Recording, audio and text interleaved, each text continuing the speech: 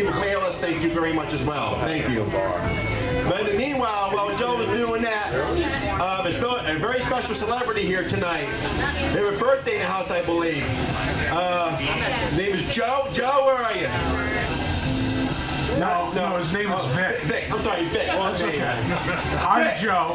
Yeah, Joe. Vic. Do you want to switch names for the evening? No, maybe I get to have your birthday. I don't think you want to do that. Just stay where you are. We love you as you are. All right, sorry, Vic. It's your birthday. Happy birthday. Thank you. Have a very special. Yes, please. I got a very special guest for you tonight. Boy, you're in for a treat tonight, my friend. Okay, hit the music off, please. Ladies and gentlemen, I've asked Marilyn Monroe to come out and sing Happy Birthday to Vic. Please, Marilyn Monroe, come on out. Oh my God! Hi, Vic. It's your special day today. Happy birthday to you. Oh my God! Happy birthday to you. Happy birthday, Mr. President. I mean, Vic. Happy birthday to you. Good. Congratulations, Vic. Where are you? Where's the birthday boy? Where is he?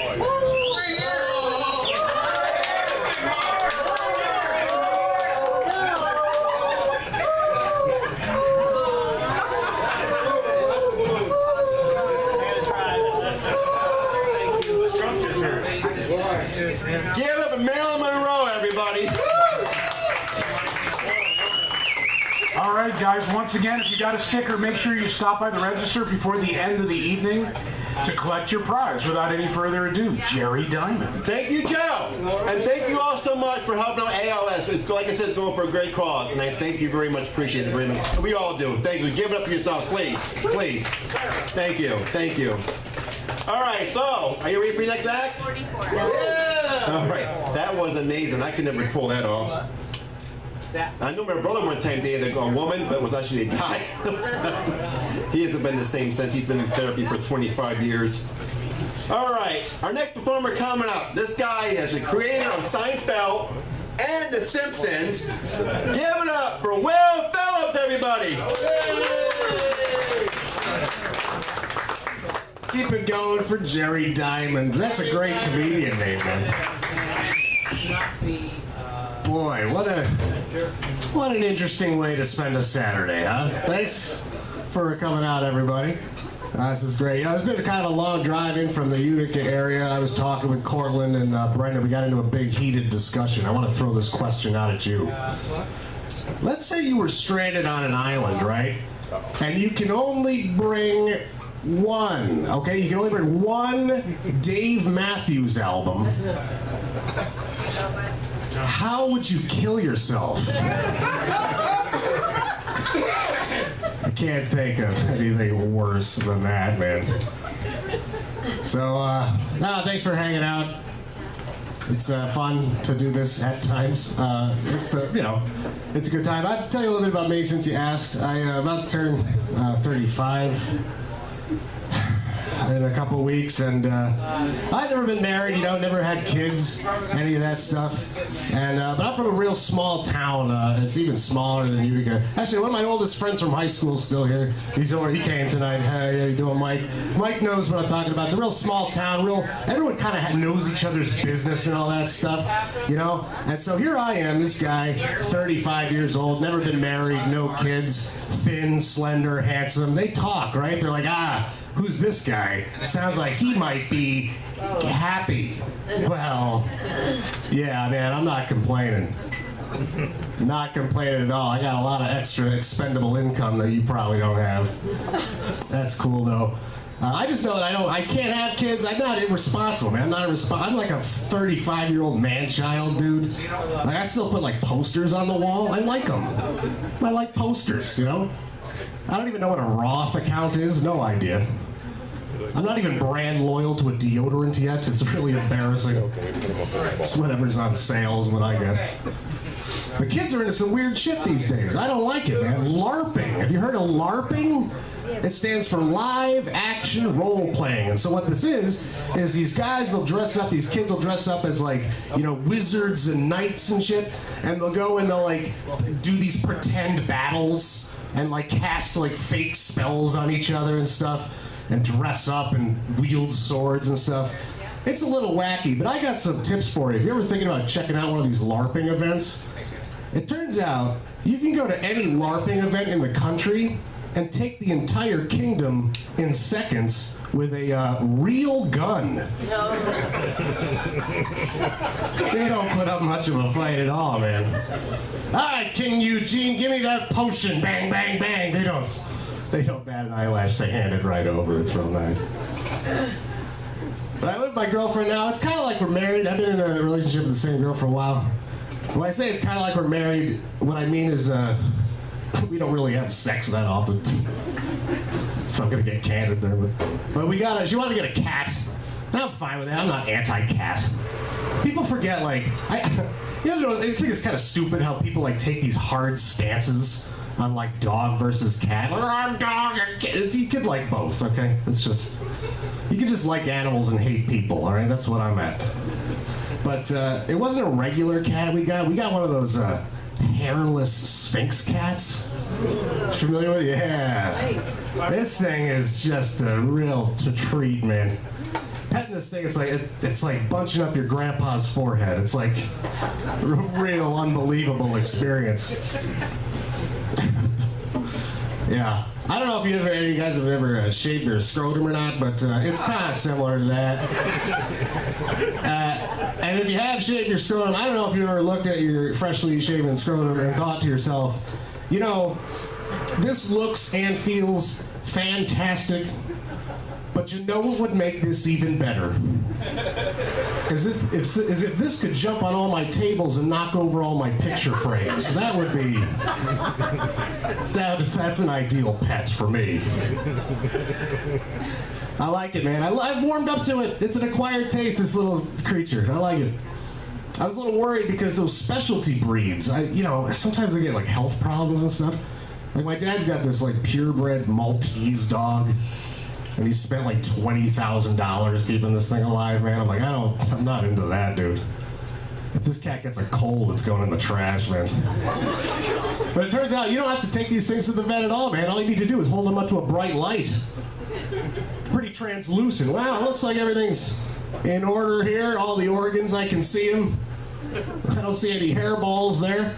Then again, why would there be, right? It's an interesting animal, that's my point. I'm just, So, hey, you guys drinking the craft beer? Who's into the craft beer? I love craft beer, man.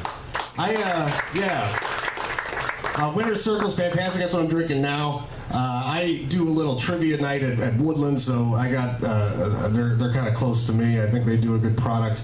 The one thing I don't understand with the craft beer is, what exactly are we trying to prove by not having all beer bottles be twist-offs? Like once we came up with that, why not take that technology across the board, At least then I wouldn't have to look like a weak asshole at parties and trying to open, just wincing in pain trying to open a bottle. It's awful, man. And if I need a bottle opener, don't hand me the lighter, okay? Sorry, MacGyver, I don't know that trick.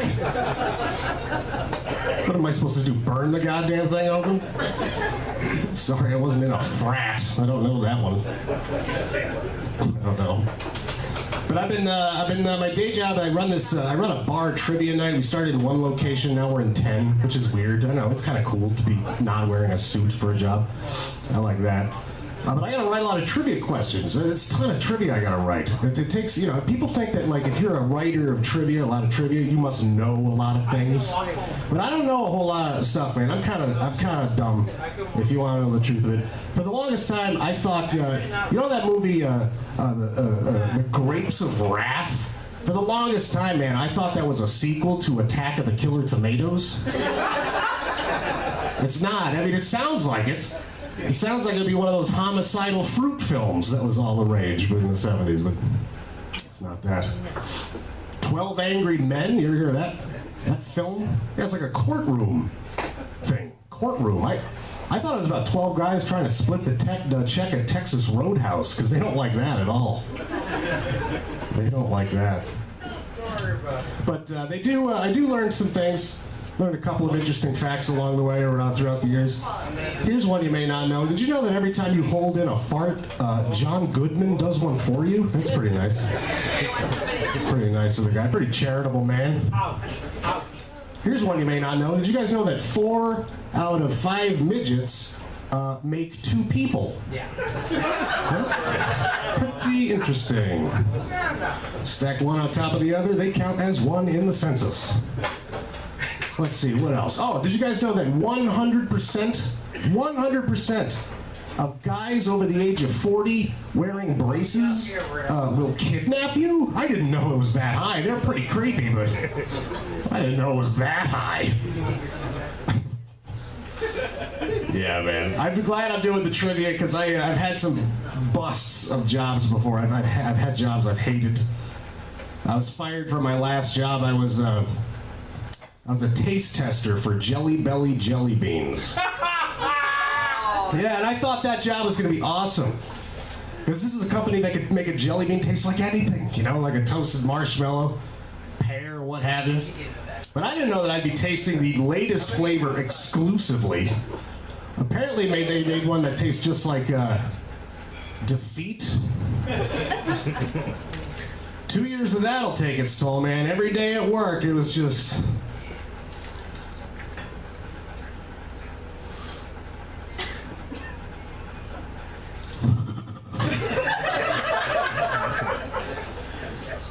This is delicious. This is unbelievable. They nailed it. This tastes exactly like winning the popular vote in the 2016 election. Wow, well done, Jelly Belly. I have tasted defeat. I think probably my dream job would be I want to be the head of marketing at hydrogen peroxide. Because cosmetically speaking, this is a product that has changed very little since like 1852.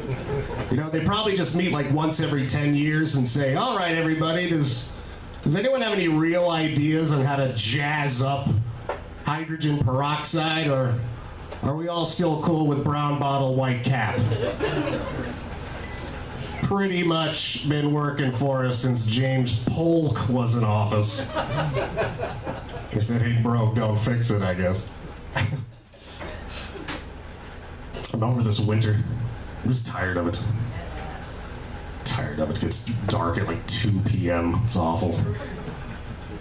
Here's what I don't understand. I don't understand how come like when a bear or a squirrel, they go to bed for 4 months, it's called hibernating, but when I do it, it's called clinical depression. Why is that? That's not fair. A little double standard in the animal community. I'm tired of static electricity. Why is it so powerful these days? It's insane. I can't walk across the carpet without turning into like a X-Man. You know? All I want to do is pick up my hairless cat, but I can't do it without delivering 10,000 volts to this poor creature. Shoots up in the air, man. It's awful. Every time I try to like unlock my car, it delivers voltage to my, it's like the scene in Jurassic Park where the kid gets fried off the electric fence.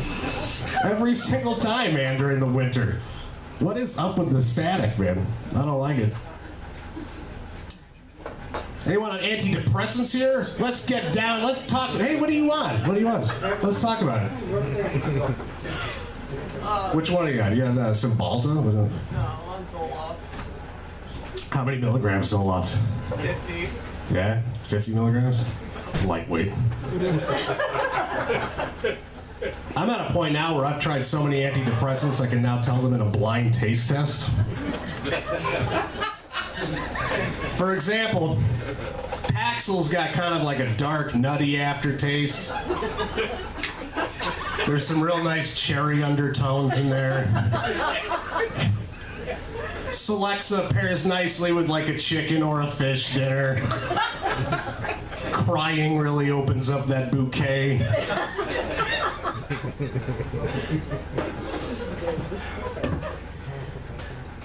I don't like it. Now, one thing I do like about the winter is that the bugs go away. That's one of the, yeah, it's like the only good thing. Moths are the dumbest insect, man. Look, man, if moths are so attracted to the light, why don't they just come out during the day? You know, they spend all night smashing their thorax against a light bulb.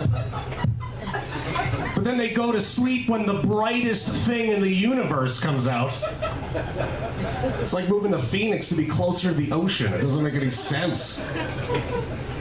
Scientists are still discovering new bugs, which I think is unnecessary. You know, you'll see that in the news every now and again. They'll say like, oh yeah, here's some scientists in the Congo and they just discovered some new insects and here's some photos. And it's like, nah, it's okay, you don't need to, I don't want to look at them. But no, here they are.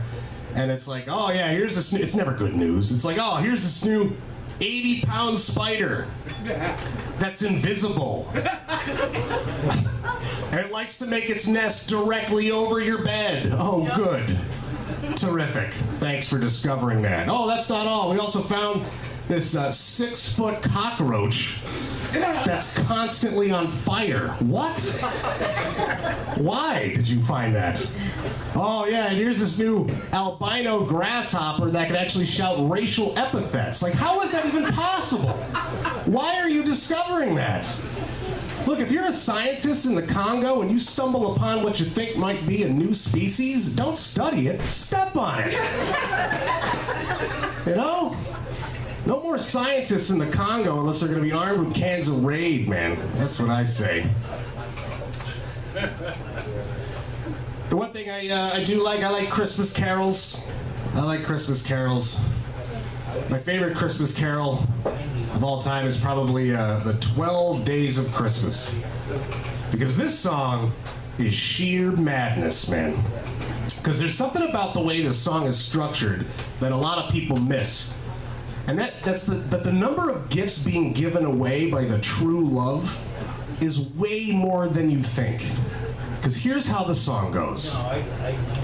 On the first day Christmas, my true love gave to me a partridge in a pear tree. Fine. On the second day Christmas, my true love gave to me 2 turtle doves and a duplicate gift from yesterday. Why are you giving me a second partridge in a... I just got...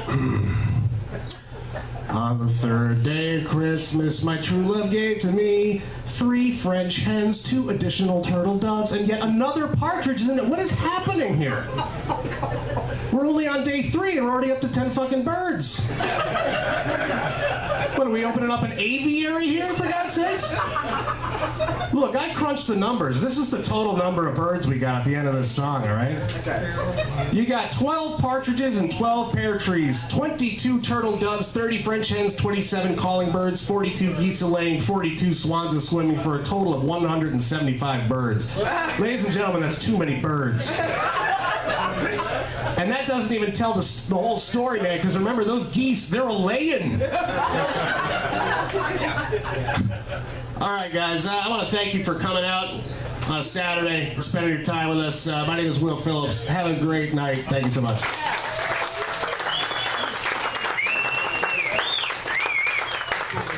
Give it up one more time. Will Phillips, everybody.